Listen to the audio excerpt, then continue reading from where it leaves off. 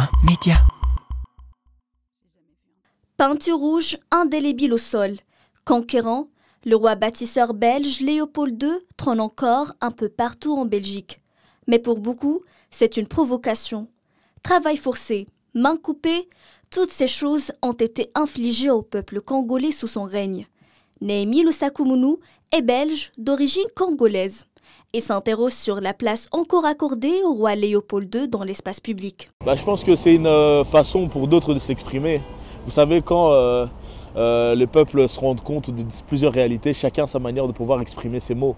Et des fois, peut-être que les mots ne sont pas assez forts pour exprimer une haine ou pour exprimer ce que la personne peut ressentir.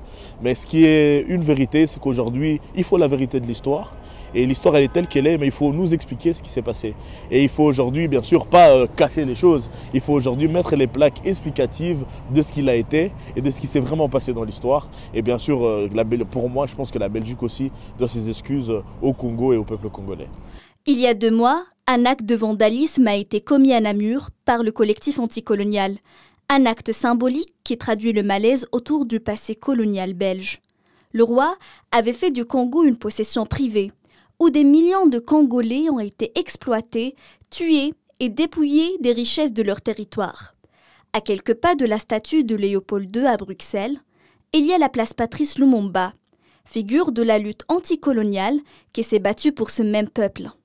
Là, on est juste en face, en diagonale un peu, de là où il y a le statut de Léopold II. Et là, vous avez aussi Patrice Lumumba, héros national du Congo, qui s'est battu pour l'indépendance du Congo.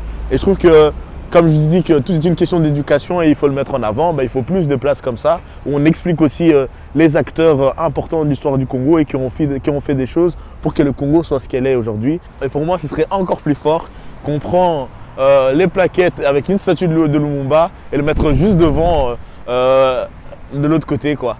Les statues peuvent rester en place, mais tant que l'histoire ne sera pas pleinement reconnue, le silence restera plus lourd que le bronze. Pour certains, taguer les statues permet de faire du bruit, tandis que pour d'autres, comprendre, c'est ce qui change les choses. Mammouth.media. Mammouth.media? Tu connais pas?